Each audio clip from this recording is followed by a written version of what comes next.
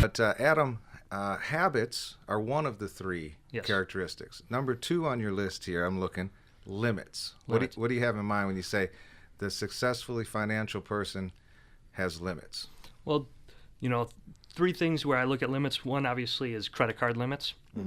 Set your own limits. Just because the credit card company says your credit limit's $1,000, Yeah. don't use that as your limit. Set your limit at, say, $250, 25% of it. Be smarter than what the banks are giving you. My next example of a limit would be your checkbook. What's the easiest way to manage a checkbook? When I worked at a bank, most people set the limit at 0. Yeah. That's your minimum limit. Right. Okay, we can be smarter. I use the analogy of your gas gauge. So if you guys are driving down the road right now, just look at your dashboard and look at the gas gauge. You got the empty, half, and full.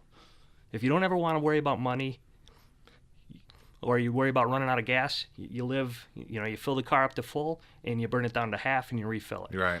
Your checkbook is exactly the same way Tina, on a Tina, monthly interrupted, basis. Tina interrupted with laughter there because she knows Right. I'm flirting with E on the gas tank too much. Right. But I see your analogy there. Let your checkbook be. Have your lower limit be what? What do you have in mind So instead of 0?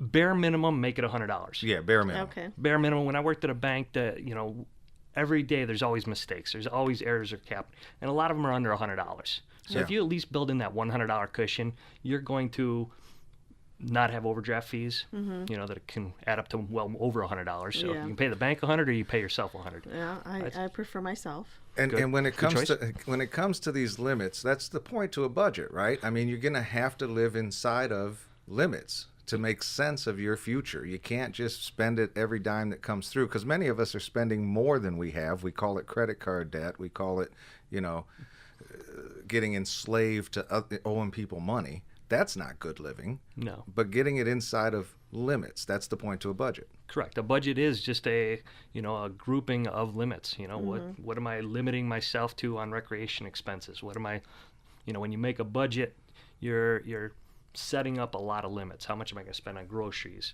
house payment, car payment, things like that?